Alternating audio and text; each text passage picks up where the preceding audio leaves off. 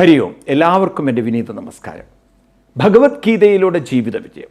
ജീവിത വിജയം എന്ന് പറയുന്നത് ഞാൻ പറഞ്ഞു ബോധ മനസ്സിൻ്റെ തലത്തിലാണ്. അത് മറക്കുകയും ചെയ്ത് ബോധ മനസ്സാണ് നിങ്ങൾ, മനസ്സാണ് ജീവിതം, മനസ്സിലാണെല്ലാം. ആ മനസ്സിനെ മനസ്സിലാക്കാതെ ജീവിക്കുന്നതാണ് ദുഃഖവും ദുരിതവും ദുരന്തവും. അപ്പം ആ മനസ്സിനെ മനസ്സിലാക്കുക, അതിനാണ് നമ്മൾ ആത്മീയത എന്ന് പറയുന്നത്. മതം എന്ന് പറയുന്നത് മനസ്സിനെ മനസ്സിലാക്കലാണ്, അല്ലാതെ ഉടുക്കലും കഴിക്കലും തുപ്പലും അതൊന്നും അല്ല മതം. അതൊക്കെ ഇന്ന് ആക്കിയെടുത്ത് വികൃതമാക്കി. ഞങ്ങൾ തുപ്പി ചെയ്തേ കഴിക്കുള്ളൂ, എന്നാൽ എല്ലാവരും തുപ്പി ചെയ്ത് കഴിക്കട്ടെ, അത് കഴിക്കില്ല. ഞങ്ങൾ മാത്രം തുപ്പണം എന്നാലേ കഴിക്കുള്ളൂ. അതുപോലെ ഞങ്ങൾ പറയുന്ന സാധനം മാത്രമേ ഞങ്ങൾ ഉടുക്കുള്ളൂ, അതൊക്കെയാണ് മതം. ഇതൊക്കെ മതമാക്കിയെടുത്തപ്പോൾ മനസ്സാണ് മതം എന്ന വാക്കിൽ നിന്ന് വ്യതിചലിച്ചു മനുഷ്യൻ. അപ്പം മനസ്സാണ് മതം, മനസ്സിനെ വികസിപ്പിക്കലാണ് മതത്തിൻ്റെ ലക്ഷ്യം, അതായത് ആത്മീയതയുടെ ലക്ഷ്യം. എന്തിനാണ് മനസ്സിനെ വികസിപ്പിക്കുന്നത്? അപ്പോഴേ ഒരു മനുഷ്യൻ പ്രൊഡക്റ്റീവ് ആവുള്ളൂ, ക്രിയേറ്റീവ് ആവുള്ളൂ, വളരെ മെച്യൂർഡ് ആവുള്ളൂ. അപ്പോൾ ഒരു വ്യക്തിത്വത്തിനെ കൂടുതൽ കഴിവുറ്റതാക്കി തീർക്കാൻ ആത്മീയതയ്ക്ക് വലിയ പങ്കുണ്ട്. അതാണ് മന്ത്രസാധനകളെ കൊണ്ടൊക്കെ മനുഷ്യൻ ഏകാഗ്രത കൂടുന്നതും നിരന്തര മന്ത്രസാധന കൊണ്ട് മനഃശക്തി കൂടുന്നതും. ഏകാഗ്രതയുള്ളൊരു വ്യക്തിയെ സംബന്ധിച്ച് കുറഞ്ഞ സമയത്തിനുള്ളിൽ വലിയ കാര്യങ്ങൾ ചെയ്തെടുക്കാൻ പറ്റും, കാരണം കൂടുതൽ ഫോക്കസ് ചെയ്യാൻ അവർക്ക് പറ്റും. അതേപോലെ തന്നെ നിരന്തര മന്ത്രസാധന ചൊല്ലി ചൊല്ലി ചൊല്ലി ചൊല്ലി ചൊല്ലി മനസ്സിന് ശക്തി കൂടുമ്പോൾ പ്രതികൂലമായ ജീവിത സാഹചര്യത്തെ തരണം ചെയ്യാൻ അവരുടെ മനസ്സിന് പ്രാപ്തി ഉണ്ടാവും. ഈ തരത്തിൽ മെൻ്റലി ഒരാൾ ഇവോൾവ് ചെയ്യുക, ഡെവലപ്പ് ചെയ്യുക, അതാണ് ശരിക്കും ഭഗവത്ഗീത കാണിച്ചു തരുന്ന ഭാരതീയമായ ആത്മീയതയും ഹൈന്ദവ സംസ്കൃതിയും എന്ന് പറഞ്ഞു കഴിഞ്ഞാൽ ഇത്രയും ഒരു മനുഷ്യന് വേണ്ടുന്ന ഒരു മഹത്തായ ദർശനം വേറെ എവിടെയുണ്ട്? അതുകൊണ്ടാണ് ഗീത പഠിക്കണം, ഗീത മനസ്സിലാക്കണം, ഗീത ഉൾക്കൊള്ളണം, ഗീത പഠിപ്പിച്ച് പ്രചരിപ്പിക്കണം. കാരണം ഇനിയുള്ള സമൂഹമെങ്കിലും മാനസികമായി തളരാതെ, മാനസികമായി പതറാതെ, മാനസികമായി ദുഃഖ ദുരിത ദുരന്ത അവശതകളിലേക്ക് പോവാതെ അവരെ കാത്തു സംരക്ഷിക്കാൻ ഗീതയിലൂടെ നമുക്ക് വഴി കാണിക്കാൻ സാധിക്കും. അപ്പോൾ ഇവിടെ നമുക്ക് അർജുനൻ്റെ ചോദ്യമായിരുന്നു, എന്തുകൊണ്ട് എനിക്ക് കൃഷ്ണ ഈ ദുരിതം പിടിച്ച യുദ്ധത്തിൽ നിന്ന് രക്ഷപ്പെട്ടുകൂടാ, എന്നെ എന്തിനാണ് ഇതിൽ പിടിച്ചു നിർത്തുന്നത്? അപ്പോഴാണ് കൃഷ്ണൻ പറഞ്ഞത്, അർജുന, നിങ്ങൾ ഒരു കാര്യം മനസ്സിലാക്കണം. ഇവിടെ ജീവിക്കുമ്പോൾ അത് മറക്കരുത്. നമ്മൾ ഇവിടെ ജീവിക്കുന്ന സമയത്ത് നാം പല കടമകളും ചെയ്യേണ്ടതായിട്ടുണ്ട്, സമൂഹത്തിന് വേണ്ടി, സമൂഹത്തിൻ്റെ ഉയർച്ചയ്ക്ക് വേണ്ടി. അപ്പം നമ്മുടെ ജീവിതം ഇതാണ്. ഇപ്പം ഈ നമ്മുടെ നാട്ടിൽ നഷ്ടപ്പെട്ടു പോയൊരു ദർശനം ഇതാണ്. അതായത് സർക്കാർ എനിക്ക് ശമ്പളം തരുന്നു, ഞാൻ പണിയെടുക്കണു, ഞാൻ ജീവിക്കണം, ഇതിൽ നാട്ടുകാർക്ക് എന്താ കാര്യമുള്ളത്? പക്ഷേ ഈ പൊട്ടൻ അറിയുന്നില്ല, നാട്ടുകാർ കൊടുക്കുന്ന ടാക്സ് കൊണ്ടാണ് സർക്കാർ ശമ്പളം കൊടുക്കുന്നത്. അല്ല സർക്കാരിൻ്റെ വീട്ടിൽ നിന്നെടുത്ത് ഗവൺമെൻറ് എന്ന് പറയുന്നത് ഒരു മിനിസ്റ്റർമാരാണെങ്കിലും കുറച്ച് മിനിസ്റ്റർമാരുടെ വീട്ടിൽ നിന്ന് കൊടുക്കുന്ന ശമ്പളമല്ല എടുക്കുന്നത്. ഇപ്പം ജനങ്ങളിൽ നിന്നും കിട്ടിയിരിക്കുന്ന ജനങ്ങൾക്ക് തന്നെ കൊടുക്കേണ്ടതാണ്. അപ്പം എൻ്റെ പ്രവർത്തനം കൊണ്ട് എത്രമാത്രം സമൂഹത്തിന്, എത്രമാത്രം എൻ്റെ ചുറ്റുപാടിന് മാറ്റങ്ങൾ ഉണ്ടാക്കാൻ സാധിക്കും, എൻ്റെ പ്രവർത്തനം കൊണ്ട് എത്രമാത്രം സമൂഹത്തിനെ ധാർമ്മികമായി എനിക്ക് ഉയർത്താൻ സാധിക്കും, ഒരു സാമൂഹിക തലത്തിൽ നമ്മൾ ചിന്തിക്കാൻ തുടങ്ങിക്കഴിഞ്ഞാലല്ലോ മനുഷ്യൻ്റെ ആ ഒരു പാറ്റേൺ തന്നെ മാറും. കാരണം അവൻ്റെ സ്വാർത്ഥത എന്നത് എൻ്റെ സുഖം, എൻ്റെ ഇഷ്ടം, എൻ്റെ ലോകം, അതല്ലേ ഇന്ന് കുരുങ്ങിക്കിടക്കണം. ഒക്കെ മൊബൈലിൻ്റെ ഉള്ളിൽ കുരുങ്ങിക്കിടക്കുകയാണ്. നല്ലൊരു യുവതലമുറ മുഴുവൻ വീഡിയോ ഗെയിംസും കളിച്ച് സമയം തീർക്കുകയാണ്. ഒരു സാമൂഹിക ബോധത്തിലേക്ക് കൊണ്ടുവരാൻ ഇവരെ നമുക്ക് സാധിച്ചിട്ടില്ല. എൻ്റെ ചുറ്റുപാടുമുള്ള സമൂഹം, അവർക്ക് വേണ്ടി എനിക്ക് എന്ത് ചെയ്യാൻ പറ്റും? ഒന്നും വേണ്ട, കുട്ടികൾക്ക് ക്ലാസ് എടുത്താൽ മതി. എനിക്ക് ചെറുപ്പക്കാരോടൊക്കെ പറയാനുള്ളത്, നിങ്ങൾ കുറച്ച് ഗീതയൊക്കെ പഠിച്ച് ഒരു ക്ലാസ് എടുക്കും. പണ്ട് ചിന്മയ മിഷൻ ഈ കാര്യത്തിൽ വളരെ ഒരു വിപുലമായ പദ്ധതി ഒരുക്കിയിരുന്നു, ബാലവിഹാർ. ഇപ്പോഴും ഉണ്ട്, പക്ഷേ കോവിഡ് കാരണം ഇപ്പോൾ അത് ഓൺലൈനായിരിക്കാം. ഒരുപാട് ക്ലാസ്സുകൾ ബാലവിഹാർ എന്നൊക്കെ പറഞ്ഞു. അപ്പം ചെറുപ്പക്കാരായിരുന്നു അധികം ക്ലാസ് എടുത്തുകൊണ്ടിരിക്കും. ഇതൊരു വലിയ എക്സ്പേർട്ടിസമാണ്. നമുക്ക് ക്ലാസ് എടുക്കാനുള്ളൊരു കഴിവ് ഡെവലപ്പ് ചെയ്യുക, കോൺഫിഡൻസ് ഡെവലപ്പ് ചെയ്യുക, പോസിറ്റീവ് തിങ്കിങ് ഡെവലപ്പ് ചെയ്യുക. ഇങ്ങനെ ഡെവലപ്പ് ചെയ്ത് എത്രയോ കുട്ടികൾ എനിക്കറിയാം. ഞാൻ പണ്ട് ചിന്മയ മിഷനിൽ ഉണ്ടായിരുന്ന സമയത്ത് ക്ലാസ് എടുത്തുകൊണ്ടിരുന്ന കുട്ടികൾ പിൽക്കാലത്തൊക്കെ അവർ ഹയർ പൊസിഷനിലേക്ക് എത്തി പോകുന്നു. കാരണം അവർക്ക് ആ ഡിസിഷൻ എടുക്കാനുള്ള കഴിവ്, കോൺഫിഡൻസ്, ഒരു കാര്യം പെട്ടെന്ന് ചെയ്തു തീർക്കുക, ഈ കഴിവുകളൊക്കെ വർദ്ധിക്കുന്നത് നമുക്ക് കാണാൻ സാധിക്കുമായിരുന്നു. അപ്പം അതുകൊണ്ട് നമ്മൾ വിചാരിക്കരുത് ജീവിതം അങ്ങനെ വൃഥാ തീർക്കണം, അത് വെറുതെ പുകച്ചു തീർക്കാനുള്ളതല്ല. ഇന്നല്ലെങ്കിൽ നാളെ കാലം നമുക്ക് വെളിവ് തരും, തിരിച്ചറിവ് തരും. പോയ വാക്കും എറിഞ്ഞ കല്ലും പറഞ്ഞ വാക്കും കളഞ്ഞ സമയവും തിരിച്ചു കിട്ടുകയില്ല. നിങ്ങൾ പുറകോട്ട് നോക്കൂ, ഒന്നും നമുക്ക് തിരിച്ചെടുക്കാൻ പറ്റില്ല. എന്നാൽ ഇനിയും നമ്മുടെ സമയത്തെ നമ്മൾ വൃഥാ പാഴിലാക്കുന്നുവെങ്കിൽ, വെറുതെ അനാവശ്യമായിട്ടങ്ങനെ കളിച്ചു തീർക്കുകയാണെങ്കിൽ സമൂഹത്തിനും ഉപകാരമില്ല, നമുക്കും പ്രയോജനമില്ല. നമുക്കിപ്പോൾ ഒരു കളിയുടെ ഒരു രസത്തിൽ അങ്ങനെ പോവും. പക്ഷേ പിൽക്കാലത്ത് ശാരീരികമായ ആരോഗ്യം പോയി ഒറ്റയ്ക്കൊക്കെ ആവുന്ന സമയത്ത് അപ്പോഴാണ് നമ്മൾ മനസ്സിലാക്കുക, ഞാൻ എൻ്റെ ജീവിതത്തിന് വേണ്ടി ഒന്നും ചെയ്തിട്ടില്ല, എനിക്കൊന്നും ചെയ്യാൻ പറ്റിയിട്ടില്ല. ആ സമയത്ത് വലിയ കുറ്റബോധവും പശ്ചാത്താപവും വന്നിട്ടെന്താ കാര്യം? കാരണം കൈവിട്ടുപോയി. സമ്പത്ത് കാലത്ത് തന്നെ തൈപത്ത് വെച്ചാലല്ലേ ആപത്ത് കാലത്ത് കാപത്ത് കഴിക്കാൻ പറ്റുള്ളൂ. യൗവനത്തിൽ തന്നെ മെനക്കെടണ്ടേ? കൗമാര ആചരേ പ്രാജ്ഞ എന്ന് പ്രഹ്ലാദൻ പറഞ്ഞ് ചെറുപ്പത്തിൽ തന്നെ നമ്മുടെ എനർജി ഇങ്ങനെ അനാവശ്യമായി ഡിസിപ്പേറ്റ് ചെയ്ത് പോവാതിരിക്കാനാണ്. അതിനെ ഫോക്കസ് ചെയ്യാൻ സാധിച്ചാലേ നമുക്കതുകൊണ്ട് പ്രയോജനമുള്ളൂ. അപ്പം അതുകൊണ്ട് നമ്മുടെ സമയം വെറുതെ അനാവശ്യമായി കളയരുത്. നമുക്ക് വേണ്ട ചില കഴിവുകളെ, ചില പവറുകളെ ഡെവലപ്പ് ചെയ്യാൻ നമുക്കത് ഉപയോഗപ്പെടുത്തണം. അതിൽ പ്രധാനപ്പെട്ടാണ് ഞാൻ കഴിഞ്ഞ ക്ലാസ്സിൽ പറഞ്ഞു ഏകാഗ്രതയും അതുപോലെ കോൺഫിഡൻസും. നമുക്ക് 2 ശക്തികൾ വേണം.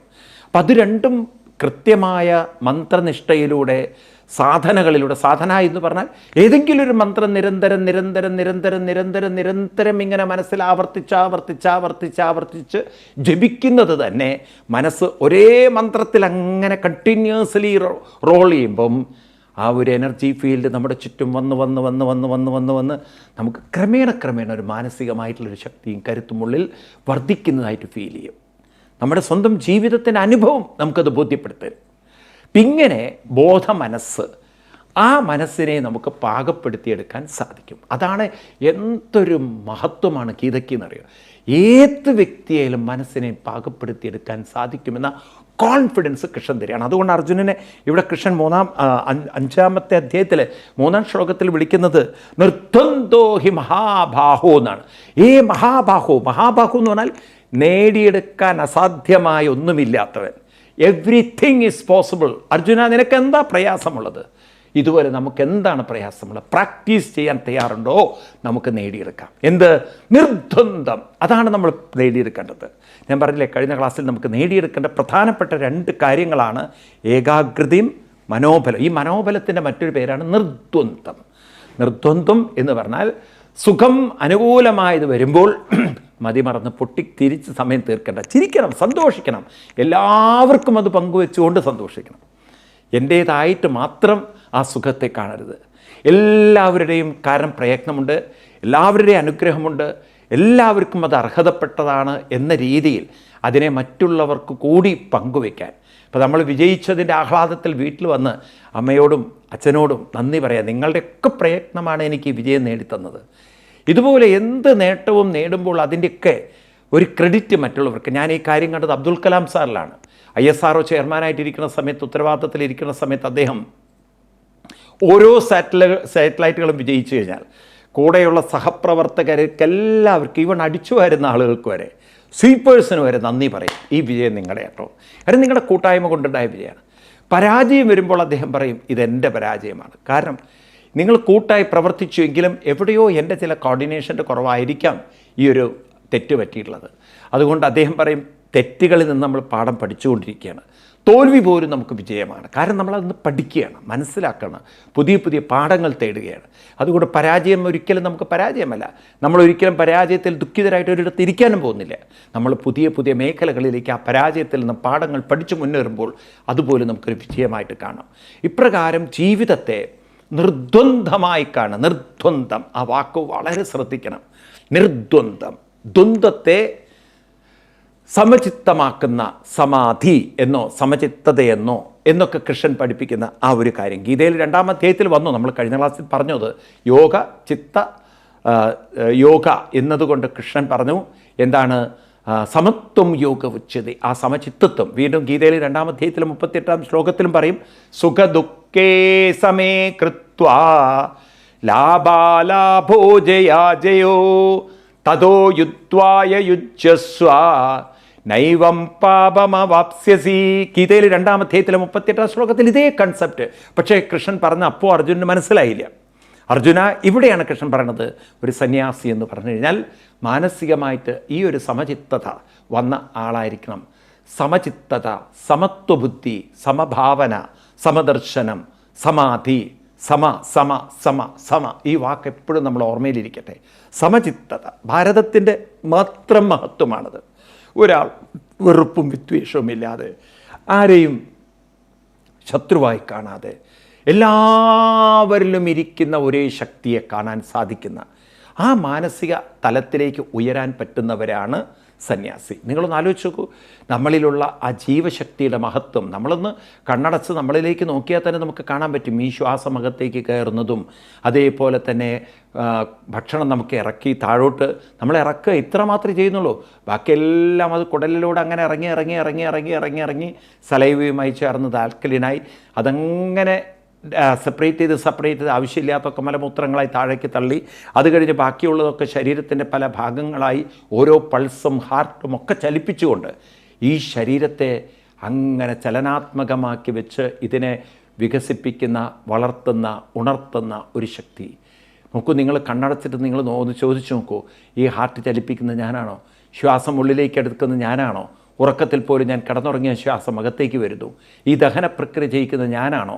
ഈ ദഹനം കഴിഞ്ഞ് ഇതെല്ലാം സെഗ്രിഗേറ്റ് ചെയ്ത് പലതായി മാറി അങ്ങനെ ആ ഒരു അവസ്ഥയിൽ കൊണ്ടുവച്ചാൽ ഇതൊക്കെ ഞാനാണോ ചെയ്യുന്നത്? മനുഷ്യൻ്റെ ജീവിതത്തിൽ ഇങ്ങനെ പലതും പലതും പലതും പലതും നടക്കുന്നത് ഞാനാണോ? ഒരു സ്ഥലത്തെത്തുമ്പോൾ നമ്മൾ പറയും, ഒരു ശക്തി ഇതിൻ്റെ അകത്ത് പ്രവർത്തിക്കുന്നുണ്ട്. ഒരു ശക്തി പ്രവർത്തിക്കാതെ സാധ്യമല്ല. ആ ശക്തി തന്നെയാണ് എല്ലാവരുടെ ഉള്ളിലും പ്രവർത്തിക്കുന്നതെന്ന് മനസ്സിലായ, എൻ്റെ ഹാർട്ടിനെ ചലിപ്പിക്കുന്ന ശക്തിയാണ് എല്ലാ ഹാർട്ടുകളെയും ചലിപ്പിക്കുന്നത് മനസ്സിലായ, എൻ്റെ ദഹന പ്രക്രിയ നടത്തുന്ന ശക്തിയാണ് എല്ലാ ശരീരത്തിലും ദഹന പ്രക്രിയ നടത്തുന്നത് എന്ന് നമുക്ക് മനസ്സിലായി. എൻ്റെ മനസ്സിനെ ഉണർത്തുന്ന ശക്തിയാണ് എല്ലാ മനസ്സുകളെയും ഉണർത്തുന്നത്. നമുക്ക് ആ ഒരു ശക്തിയിലേക്ക് നിരന്തര ഭാവന, കോൺസെൻട്രേഷൻ കൊണ്ടുവരുമ്പോൾ എന്നെങ്കിലും നമുക്ക് മനസ്സിലാവും എല്ലാവരും ഒരേ ശക്തിയിലാണ് ഇരിക്കുന്നത്. ആ ശക്തി തന്നെയാണ് സൃഷ്ടാവിലുമുള്ളത്. സൃഷ്ടിക്കാനും, സൃഷ്ടാവെന്ന് പറയുന്ന ഒരു സാധനം ഒരാളുണ്ടെങ്കിൽ അയാൾക്ക് സൃഷ്ടിക്കാനും ഈ ശക്തി തന്നെ വേണം, ജീവശക്തി. അപ്പം സൃഷ്ടാവിലായാലും ശരി, സൃഷ്ടിയിലായാലും ശരി, എല്ലാവർക്കും വേണ്ടുന്ന അനന്തമായ ബോധശക്തി. ആ ഒരു ശക്തിയെ നിരന്തരം മനസ്സിലാക്കി ഉപാസിച്ച് അങ്ങനെ ഒരു മനുഷ്യൻ അവൻ്റെ മനസ്സിൽ സമചിത്തത കൈവരിച്ചു കഴിഞ്ഞാൽ, കൃഷ്ണൻ പറയുന്നു, സുഖം എപ്പോഴും ആ ജീവിതത്തിൽ സുഖം മാത്രമേ ഉള്ളൂ. അപ്പോൾ വിധി, തലയിലെഴുത്ത്, യോഗം ഇതൊന്നും അവർക്കില്ല. അതെന്താ? അത് ദുരന്തങ്ങളില്ലാത്തതുകൊണ്ടാണോ? ഇല്ലാത്തതുകൊണ്ടല്ല. ദുരന്തങ്ങൾ പലതും ജീവിതത്തിൽ വരും. പക്ഷേ ഇവരുടെ ശ്രദ്ധ, ഇവരുടെ ആ അറ്റൻഷൻ, ഫോക്കസ് ഇവരനുഭവിക്കുന്ന ദുരിതത്തിലേ അവർ വയ്ക്കില്ല. അവരുടെ മനസ്സിനെ അതിൽ നിന്നും അവരപ്പോഴേ മാറ്റിയിട്ടുണ്ടാവും. അതുകൊണ്ട് തന്നെ ആ ദുരന്തം അവരെ വേട്ടയാടി അവരെ തളർത്താൻ അവരനുവദിക്കില്ല. ഇതൊരു പരമസത്യമാണ്. നമ്മുടെ ജീവിതം എന്ന് പറയുന്നത് ബോധ മനസ്സാണെന്നും ആ ബോധ മനസ്സ് എങ്ങോട്ട് തിരിക്കണം എന്ന സ്വാതന്ത്ര്യം നമുക്കുണ്ട്. അതാണ് നമ്മൾ മറക്കുന്നത്. അതിനാണ് നിരന്തര സാധന ചെയ്യുന്നത്.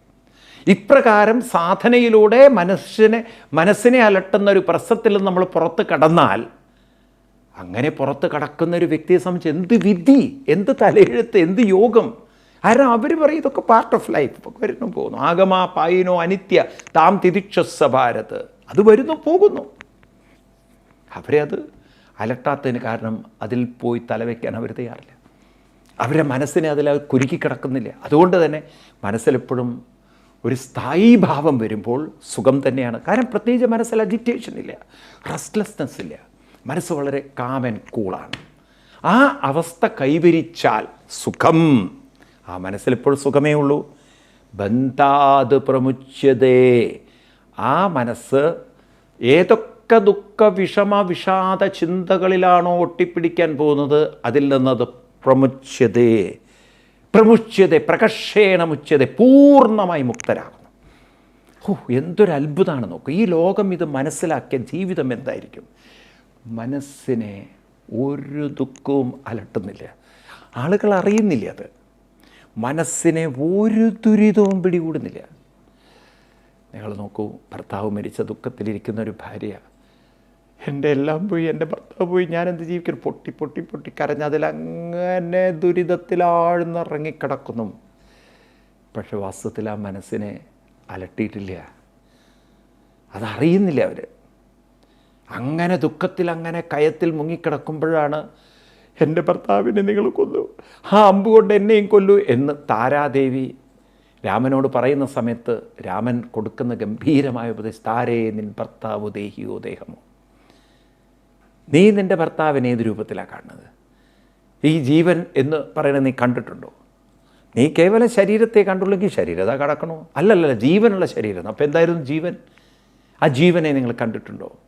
അപ്പം നമ്മളാരും മനസ്സിലാക്കാത്തൊരു ശക്തി, ആ ശക്തിയാണ് ഈ ജീവിതത്തിൻ്റെ യഥാർത്ഥ ശക്തി എന്ന് നമ്മൾ അറിയുന്നേ ഇല്ല. നമ്മുടെ ജീവിതം മാറ്റിമറിക്കാനുള്ള കഴിവ് അതിലുണ്ടെന്ന് നമ്മൾ അറിയില്ല. ഏതായാലും ആരുടെയെങ്കിലും തലയിൽ ഇത് വന്നു കഴിഞ്ഞാൽ മനസ്സ് ഒന്നിലും ഒട്ടിപ്പിടിക്കുന്ന അസ്പൃശ്യമാണ്. അത് ഒന്നിനോടും അനാസക്തി. ഗാന്ധിജി ഗീതയ്ക്ക് ഭാഷ എഴുതി പറഞ്ഞ പേര് അനാസക്തി, ആസക്തിയിൽ നിന്നും വിട്ടത്, ഒട്ടലിൽ നിന്നും വിട്ടത്.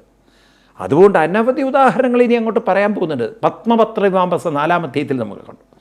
ഒരു താമരയുടെ ഇതളിലോ അല്ലെങ്കിൽ താമര ഇലയിലോ വെള്ളം നിൽക്കുമ്പോൾ അതിങ്ങനെ കുമ്പിളയായിട്ട് അല്ലെങ്കിൽ ഒരു എണ്ണ ഒഴിച്ച പോലെ അങ്ങനെ ഉരുണ്ട് അതിന് മുകളിൽ നിൽക്കും. ചേമ്പിലയിലൊക്കെ നിങ്ങൾ വെള്ളം ഒഴിച്ച സമയത്ത് കണ്ടിട്ടില്ലേ? ഒരു തുള്ളി വെള്ളത്തിന് ആ ചേമ്പിലയെ നനയ്ക്കാൻ പറ്റില്ല. കാരണം അതിലുള്ള എണ്ണമയം അതിനെ ഒരിക്കലും അതിലേക്ക് അബ്സോർബ് ചെയ്യാൻ അനുവദിക്കില്ല.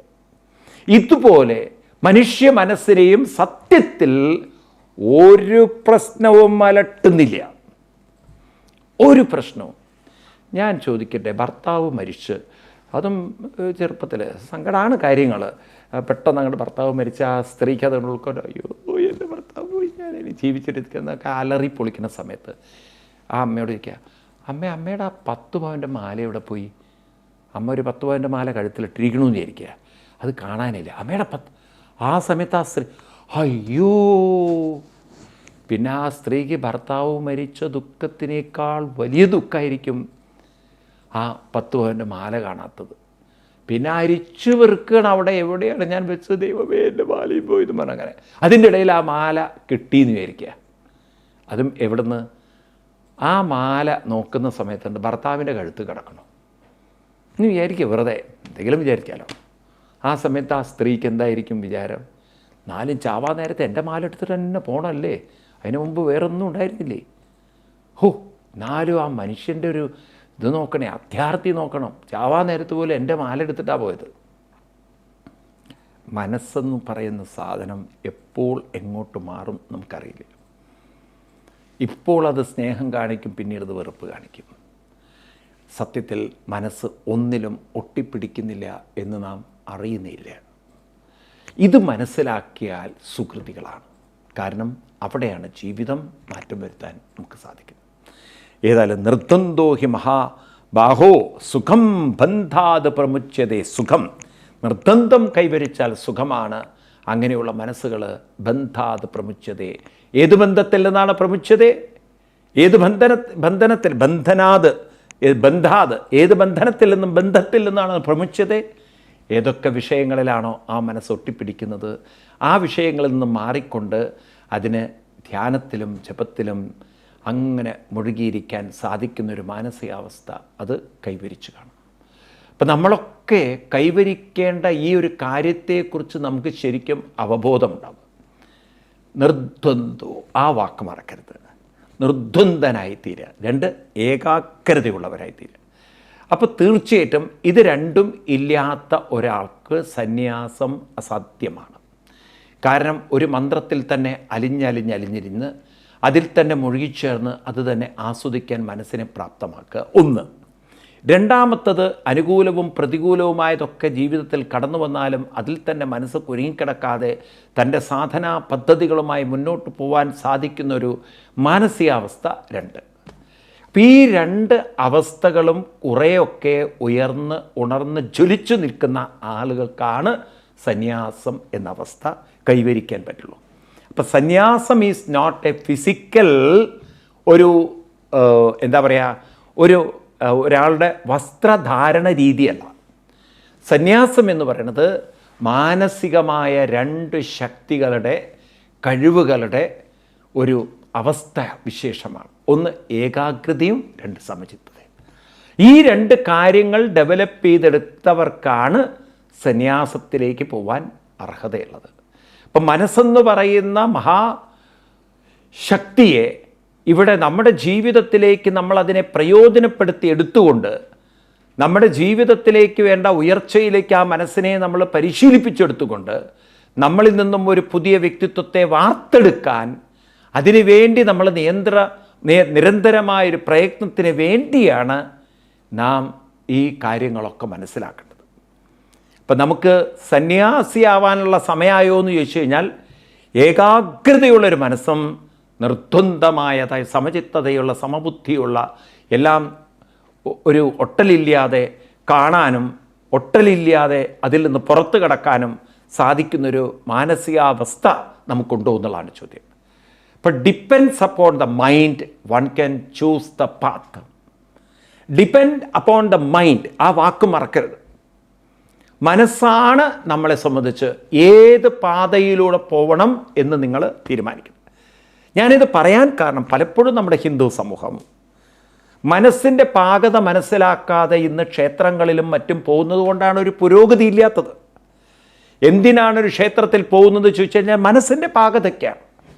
അപ്പം ആ മനസ്സിൽ ഏകാഗ്രത, ആ മനസ്സിൽ സമചിത്തത, ഈ രണ്ട് കാര്യങ്ങൾ നമുക്ക് കൈവരിക്കാൻ നിരന്തരമായ ചില സാധനാനുഷ്ഠാനങ്ങളിലൂടെ സാധിക്കുമെങ്കിൽ ക്ഷേത്രങ്ങൾ അതിനു വേണ്ടിയിട്ടല്ലേ പ്രയോജനപ്പെടുത്തേണ്ടത്. ഹിന്ദുമതത്തിൻ്റെ ഒരു അധപ്പതനം എന്ന് പറയുന്നത് യാന്ത്രികമായി ചെയ്ത് ഒരു പൂജാരിയെ കാശും ഏൽപ്പിച്ചുകൊണ്ട് പൂജാരി പുഷ്പാഞ്ജലി ചെയ്ത് കഴിഞ്ഞാൽ തൻ്റെ സകല പ്രശ്നങ്ങളും മാറുന്നു എല്ലാം പൂജാരിയുടെ തലയിൽ വെച്ചുകൊടുത്തിരിക്കുകയാണ്. അതും ചില ആളുകളുണ്ട് എല്ലാം ദൈവത്തിന് വിട്ടുകൊടുത്തിരിക്കുകയാണ്. ദൈവമേ, ഈ ശബരിമലയ്ക്ക് പോകുന്നവരെ ഞാൻ കളിയാക്കല്ല, നിങ്ങൾ അങ്ങനെ ശീലിച്ചു പോയി. കെട്ടി ശബരിമലയ്ക്ക് ആരെ കാണാൻ, സ്വാമിയെ കാണാൻ, എന്താ പറയുക, അങ്ങോട്ട് വിളിച്ചു പറയുകയാണ്, പാലഭിഷേകം സ്വാമിക്ക്, നെയ്യഭിഷേകം സ്വാമിക്ക്, കർപ്പൂരദീപം സ്വാമിക്ക്, ഭസ്മാഭിഷേകം സ്വാമിക്ക്, പാലഭിഷേകം സ്വാമിക്ക്. അപ്പോൾ അതിൻ്റെ ഇടയ്ക്ക് ഒരുത്തം വിളിച്ചുകൊണ്ട് കല്ലും മുള്ളും സ്വാമിക്ക്. ഇനിയിപ്പോൾ അതായിട്ട് എന്തിനാ സ്വാമി എടുക്കാതിരിക്കുന്നത്, എല്ലാം സ്വാമി എടുക്കട്ടെ. ഒക്കെ സ്വാമിക്ക് എങ്ങനെ വിട്ടുകൊടുത്തിരിക്കുകയാണ്. അപ്പം നമ്മൾ വിചാരിക്കണം നമ്മുടെ ജീവിതം മുഴുവൻ നിങ്ങൾ വിട്ടുകൊടുക്കേണ്ട ഏറ്റവും പ്രധാനപ്പെട്ട കാര്യം, അതിൽ വിളിക്കേണ്ട ഒരു കാര്യം, എൻ്റെ മനസ്സും സ്വാമിക്ക് എന്നാണ്. എൻ്റെ ചിന്തകൾ സ്വാമിക്ക്, എല്ലാം എൻ്റെ സ്മരണകൾ സ്വാമിക്ക്, എൻ്റെ മനസ്സിനെ ഞാൻ സ്വാമിക്ക് വിട്ടുകൊടുത്തിരിക്കുന്നു. അപ്പോൾ എൻ്റെ ജോലി എന്താണ്? സ്വാമി നമ്മളോട് എന്താ പറയണത്? അനന്യാ ചിന്തയം തോമ വേദന പരിഭാസതേ തേഷാം നിത്യാഭിയുക്താനാം യോഗക്ഷേമം വഹാമ്യഹം. അപ്പം മനസ്സിനെ ഒരു നിരന്തര പരിശീലനത്തിലൂടെ ഏകാഗ്രതയിലേക്കും സമചിത്തതയിലേക്കും വളർത്തിയെടുക്കാനാണ് ഭഗവാൻ ആഹ്വാനം ചെയ്യുന്നത്. ഇതൊന്നും അമ്മമാർ കുട്ടികൾക്ക് പറഞ്ഞു കൊടുക്കൂ. എന്തിനാണ് അമ്പലത്തിൽ പോകുന്ന? ഏകാഗ്രതയും സമചിത്തതയും കൈവരിക്കാനാണ്. അതിന് മനസ്സിനെ പാകപ്പെടുത്താനാണ് അമ്പലങ്ങൾ. ഈ തരത്തിൽ നമ്മൾ പരിശീലിച്ചെടുത്താലേ നമുക്കൊരു സന്യാസത്തിൻ്റെ, അതായത് സന്യാസം എന്ന് പറഞ്ഞാൽ ഏതെങ്കിലും ആശ്രമത്തിൽ പോവലോ ഏതെങ്കിലും ഗുഹകളിൽ പോയിരിക്കലോ അല്ല, ജീവിത ദുഃഖങ്ങളിൽ നിന്നും മോചനം നേടൽ. അതാണ് സന്യാസത്തിൻ്റെ അൾട്ടിമേറ്റ് ഒരു അവസ്ഥ. മുക്തനായിത്തീരുക, മോചിതനായിത്തീരുക, എല്ലാത്തിൽ നിന്നും പുറത്ത് കിടക്കുക. ഈ തരത്തിൽ മനസ്സിനെ പാകപ്പെടുത്താൻ നമുക്ക് സാധിക്കും. അപ്പം ആ ഒരു അവസ്ഥയിലേക്ക് പെട്ടെന്ന് എത്താൻ പറ്റില്ലല്ലോ. ഇതിപ്പം ഒരു എന്താ പറയുക, ഹയർ ലെവലിലാണ് ഇതൊക്കെ പറയുന്നത്. അതായത് ഏകാഗ്രത തീരെയില്ലാത്ത ഒരാൾക്ക്, സമചിത്തത എന്ന് പറയുന്ന അടുത്തുകൂടെ പോവാത്ത ഒരാൾക്ക് ഇതൊക്കെ പറഞ്ഞാൽ പോലും മനസ്സിലാക്കാൻ ബുദ്ധിമുട്ടാണ്. അപ്പം എവിടുന്ന് തുടങ്ങണം നമ്മൾ? എവിടുന്നാണ് നമ്മളിത് ആരംഭിക്കേണ്ടത്? അപ്പം അതുകൊണ്ട് കൃഷ്ണൻ അർജുനോട് പറഞ്ഞു, അർജുന, നീ ഇപ്പോൾ മനസ്സിലാക്കേണ്ടത് ഇത് കൈവരിക്കാൻ, മനസ്സിനെ പാകപ്പെടുത്താൻ കർമ്മയോഗോ വിശിഷ്യതേ, നമുക്ക് നമ്മുടെ കർമ്മമേഖലകളിൽ ഇരുന്നു കൊണ്ട് തന്നെ സാധിക്കും. അപ്പോൾ ആ കർമ്മമേഖല എന്ന് പറയുന്നത് നമ്മുടെ ജീവിതത്തിലെ പല കർത്തവ്യങ്ങൾ നമ്മൾ ചെയ്യുന്നുണ്ടല്ലോ, ആ മേഖല ഇരുന്നു കൊണ്ട് തന്നെ നമ്മുടെ മനസ്സിനെ പാകപ്പെടുത്താൻ പറ്റും. അർജുനോട് പറയുകയാണെങ്കിൽ, അർജുന, യുദ്ധക്കളത്തിൻ്റെ നടുക്കിരുന്നു കൊണ്ട് നിൻ്റെ കർത്തവ്യങ്ങൾ അനുഷ്ഠിച്ചുകൊണ്ട്, സമൂഹത്തിന് വേണ്ടി നീ ധർമ്മത്തെ പരിപാലിച്ചുകൊണ്ട്, നിൻ്റെ മനസ്സിലെ സകല കുറ്റബോധങ്ങളിൽ നിന്നും, അതായത് ഞാൻ എൻ്റെ ഗുരുവിനെ കൊന്നു, എൻ്റെ പിതാമഹനെ കൊന്നു, ആ കുറ്റബോധത്തിൽ നിന്നും നിൻ്റെ മനസ്സിനെ മോചിപ്പിക്കാൻ നിനക്ക് സാധിക്കും.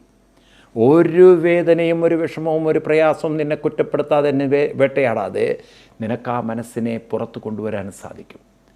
അപ്പം അർജുനന് സന്തോഷം. കാരണം യുദ്ധക്കളത്തിൽ എനിക്ക് ഇതൊക്കെ സാധിക്കുമോ?